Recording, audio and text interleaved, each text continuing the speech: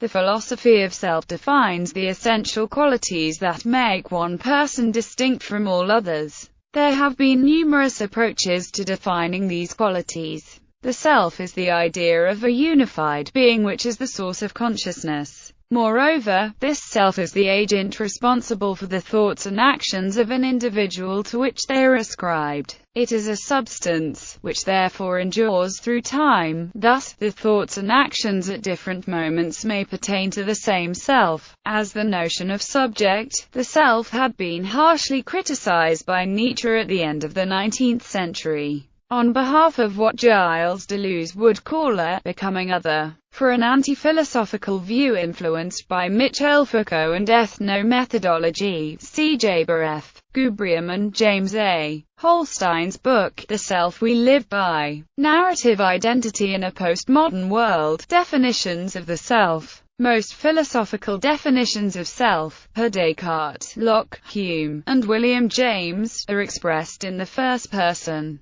A third-person definition does not refer to specific mental qualia but instead strives for objectivity and operationalism. To another person, the self of one individual is exhibited in the conduct and discourse of that individual. Therefore, the intentions of another individual can only be inferred from something that emanates from that individual. The particular characteristics of the self determine its identity. Concepts of self. Self in Eastern traditions, in spirituality, and especially non-dual, mystical and Eastern meditative traditions, the human being is often conceived as being in the illusion of individual existence, and separateness from other aspects of creation. This sense of doership, or sense of individual existence, is that part which believes it is the human being, and believes it must fight for itself in the world, is ultimately unaware and unconscious of its own true nature. The ego is often associated with mind and the sense of time, which compulsively thinks in order to be assured of its future existence,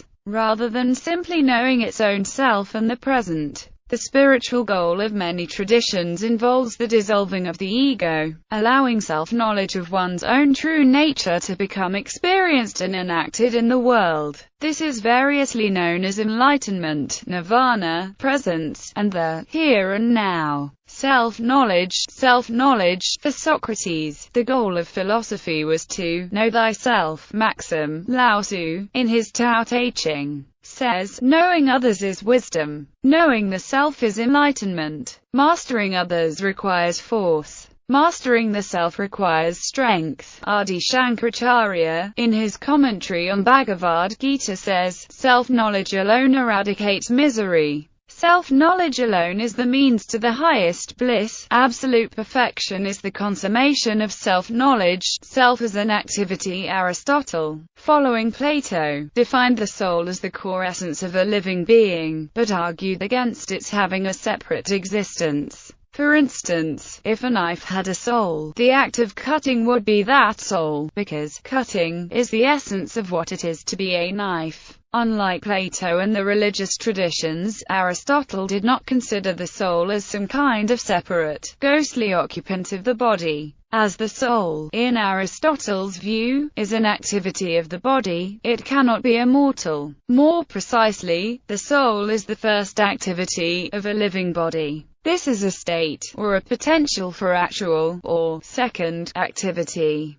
The axe has an edge for cutting, was, for Aristotle, analogous to, humans have bodies for rational activity, and the potential for rational activity thus constituted the essence of a human soul. Aristotle used his concept of the soul in many of his works. The Anima provides a good place to start to gain more understanding of his views. Aristotle also believed that there were four sections of the soul: the calculative and scientific parts on the rational side used for making decisions, and the desiderative and vegetative parts on the irrational side responsible for identifying our needs. Self-independent of the senses while he was imprisoned in a castle, Avicenna wrote his famous floating man thought experiment to demonstrate human self-awareness and the substantiality of the soul. His floating man thought experiment tells its readers to imagine themselves suspended in the air, isolated from all sensations. which includes no sensory contact with even their own bodies. He argues that, in this scenario, one would still have self-consciousness. He thus concludes that the idea of the self is not logically dependent on any physical thing, and that the soul should not be seen in relative terms,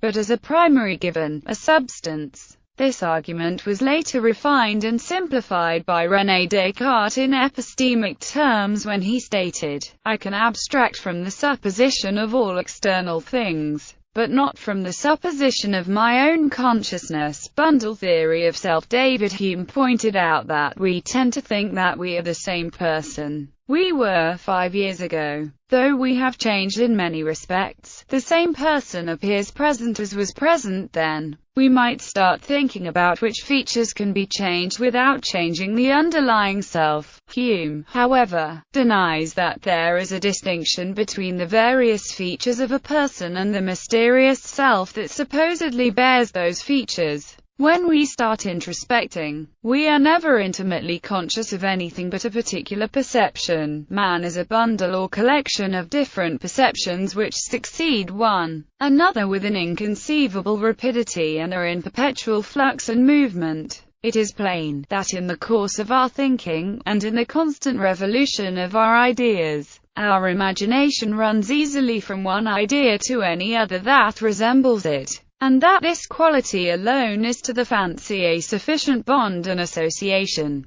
It is likewise evident that as the senses, in changing their objects, are necessitated to change them regularly, and take them as they lie contiguous to each other, the imagination must by long custom acquire the same method of thinking, and run along the parts of space and time in conceiving its objects. On Hume's view, these perceptions do not belong to anything. Rather, Hume compares the soul to a commonwealth, which retains its identity not by virtue of some enduring core substance, but by being composed of many different, related, and yet constantly changing elements. The question of personal identity then becomes a matter of characterizing the loose cohesion of one's personal experience. Hume's position is very similar to Indian Buddhists' conception of the self. The paradox of the ship of Theseus can be used as an analogy of the self as a bundle of parts in flux. Self-inquiry and self-surrender. Ramana Maharshi's primary teachings documented in the book Jnana state. Inquire into the source of the I consciousness by asking, who am I? The source or seat of I consciousness is the true self. Self itself is the world, self itself is I, self itself is God, all is the supreme self. Although his primary teaching was self-inquiry, he was also known to have advised the use of self-surrender as an alternative means, which would ultimately converge into the path of self-inquiry. Self as a narrative center of gravity. Daniel Dennett has a deflationary theory of the self. Selves are not physically detectable. Instead, they are a kind of convenient fiction, like a center of gravity, which is convenient as a way of solving physics problems. Although they need not correspond to anything tangible, the center of gravity of a hoop is a point in thin air. People constantly tell themselves stories to make sense of their world, and they feature in the stories as a character. And that convenient but fictional character is the self. The Buddha in particular attacked all attempts to conceive of a fixed self, while stating that holding the view, I have no self, is also mistaken. This is an example of the middle way charted by the Buddha and the Madhyamaka school of Buddhism.